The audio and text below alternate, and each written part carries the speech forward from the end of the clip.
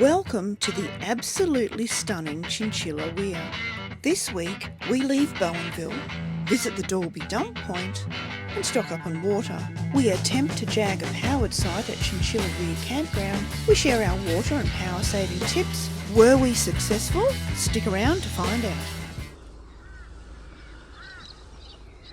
How's it looking? Yeah, it's dirty. I'm just cleaning it. Yep. Should be alright. Okay. Let's throw the towel. Yep. The dump point and the water point. So I'm gonna go up to the water. Yep. Stand up to this. We've done it already. That's convenient, isn't it? It's great. It's fantastic, isn't it?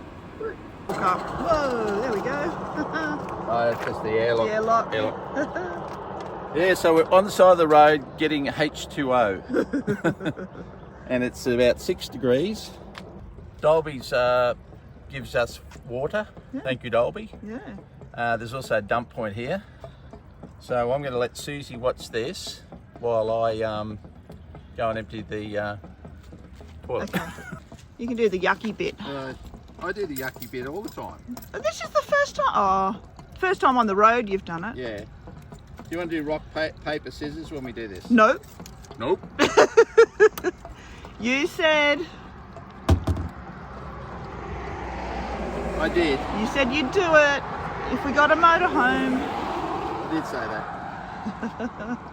You look like you're going to do surgery. I am. Considering this is you in here. The walk of shame. We're trying to work out who we're supposed to wave to. We're waving to everyone. We're waving to everyone. Waving to the trucks. Motorhomes wave. Yeah. Some caravans wave. Yeah. Even some of the trucks are waving. Yeah, we're going to have a little bit of a competition because we wave to the motorhomes, we wave to the caravans, we wave to the trucks. Big trucks coming by now. Yeah. See if he waves. I'm going to give him the crack, see if he waves. And what sort of wave you get. Yeah. Did he wave? Yeah, I got a wave. You got a wave. Was it the whole hand? No, or was it was just like the one finger? The casual finger. He's a professional. So he gave you the finger. Yeah. The finger wave. He gave me that way. He didn't give me that way. Because at the moment we're heading along the Warrego Highway and we're waving to everyone. Yeah. Even wave to a car. Yeah. And they think, what are they waving at? Here comes a caravan. Yeah, let's get. Well, see if they wave. We'll give it a crack with the caravan. Oh, I think no. Actually, that's a horse float. No, that's a horse float. No, we're not going to wave for the horse float. No. No one got time for that.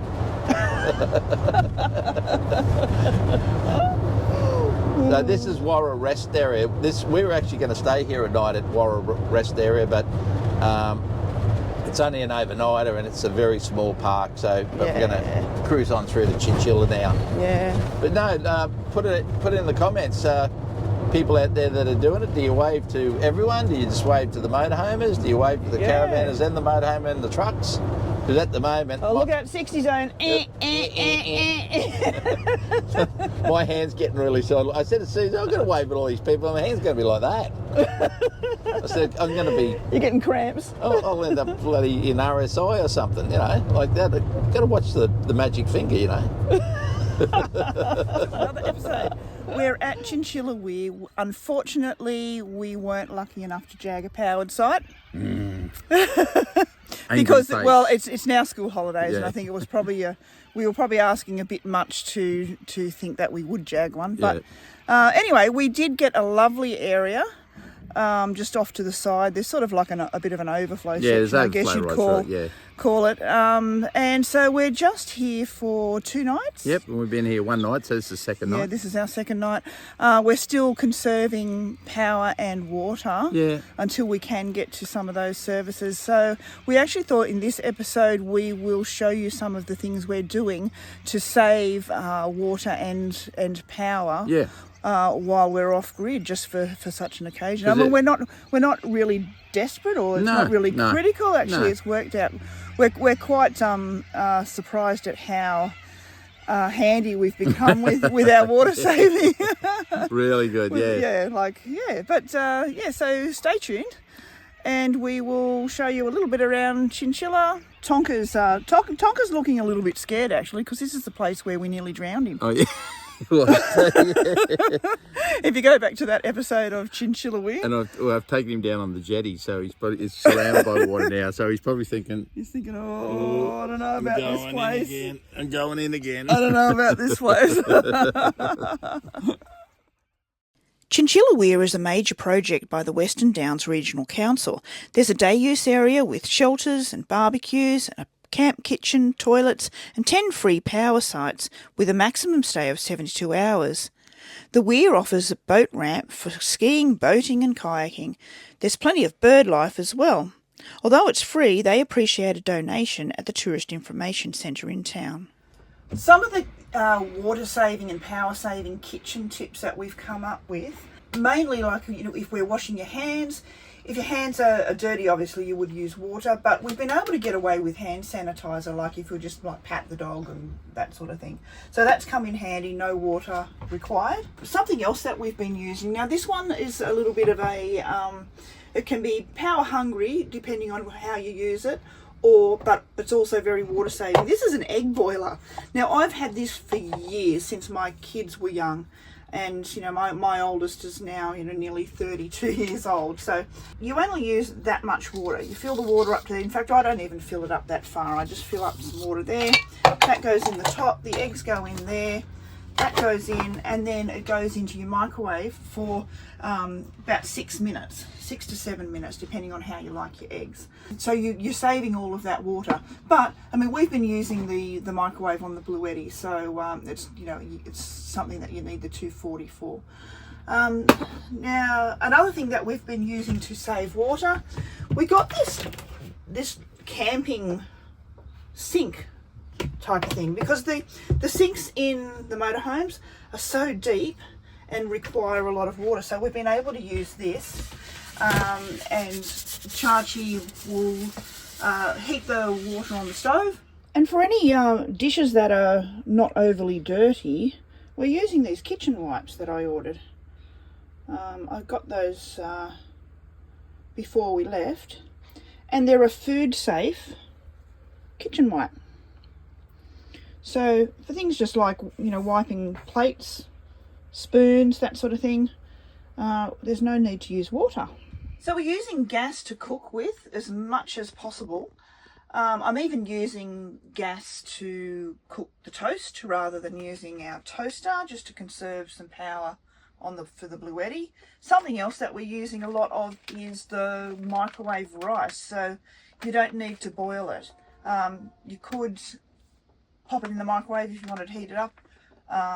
It's only 2.5 minutes microwave, but I just chuck it straight into the dishes, which is what I'm going to show you now. What are we doing? Well, tonight, because we are still trying to conserve power and water, and everything, we're going to be cooking on gas. Yep. So I thought I might do like a chili beef concoction. Okay. Sounds good. As usual, I'm making it up as I go along. I know. Because that's the way I cook. The only time I cook with a recipe is if I'm using the Thermomix. Yeah, well, they forces you to do that. Yeah. So, olive oil. Squeaky gate. I cut up some steak. Steak's good. Sizzle. Sizzle. We've got a sizzle. Alright. And I'm going to add diced tomatoes. Yep. Chili flakes. Yep. And this is a special mix. It's like got garam masala, and it's actually a mix that I use for the beef curry in a hurry recipe. Yep. That's on the Thermomix. So yeah. It's got a whole lot of different spices. Nice flavour that. Yeah. So I'm going to use that as well, and of course rice. The microwave rice, just to pack it out a little bit. Yeah. So let's see how it goes.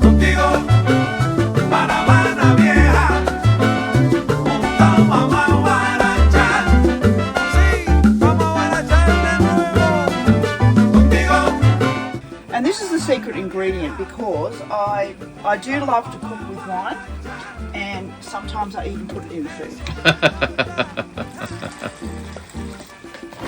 Little bit of cab sav. Cab sav. Never hurt anyone.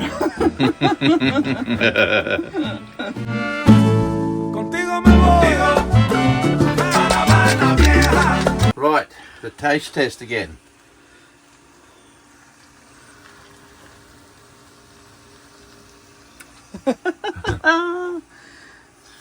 It is chilly hot, just to warn you.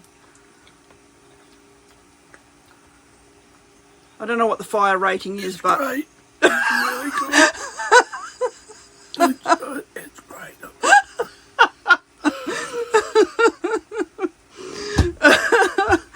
No, it's okay. That was good. Yeah, good. Do you like it? It good. Oh, cool. And Yeah, another energy saving measure too when you're low on power is I've got my old Stanley thermos that I've had for many years, and we just boil water up on the stove and stick it in the thermos during the day, so when we want tea or coffee we just go straight to the thermos, so you fill this sort of the day and it lasts the day. yeah, and even washing the dishes for Yep. hot water. Yeah, and washing hot water instead of just putting it on through the gas, turning it on and doing it that way, because by the time the gas heats up you've got about 2 or 3 litres of cold water before you get the hot, so this is an easier way. Yeah. Okay. We ran out of time when we started full-time motorhoming, but it's to do with the hot water system. Well, it's to do with hot water in general for your dishes and also your showering and wherever else you want to use hot water. So this is your gas hot water system for the temperature, etc. When you have a shower, you turn the water on, and it takes probably about anything from about 5 to 25 seconds or longer to get the water up to temperature with the gas, the gas heater down here in the cupboard.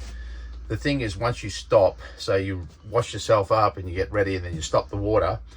As soon as you stop the water, the gas turns off down there, and then it goes through the whole cycle again. So you turn the water on again, and it could be anything up to 1 to 2 litres of water goes through the system before it heats up again. So unless you want to sit there and freeze for those that 2 litres of water, or you just take to the side till the water heats up with your hand, then put it again to rinse off, you actually could lose anything to 4 to 5 litres of water. So there's a thing called an enviro valve, and we'll link a person that has done this and put it into their caravan, Brandyscape Adventures. We'll link that at the end of this, and that'll be a link to seeing exactly putting this in, because it's something we'd like to do. I'm not capable of doing it. Susie had a look at it, and she's more capable than me, and she said no, she doesn't really want to do it. And plumbing and that, Brandyscape Adventures did do it, so we'll have a look at him, and if I ever run into him, I'll say, look, I'll show you a carton of beer, and you give me a hand to put it in, it'd be great. But anyway, that's another good one, because if you have a couple of showers in a day and then have another couple of showers another day, you could go through basically 20 to 30 litres of water, or otherwise suffer cold showers. Summer wouldn't be too bad, but winter, definitely a no-no. This is a tip, Okay. a water-saving tip for the ladies. And this one, I guess, works better in winter than it does in summer, because if your hair's really oily, then you really do need to wash it. But dry shampoo. So Well, I need some of that. you can have some of that if you want. So, yeah, There you go. put it all through your hair. And You die. and then I just brush it through.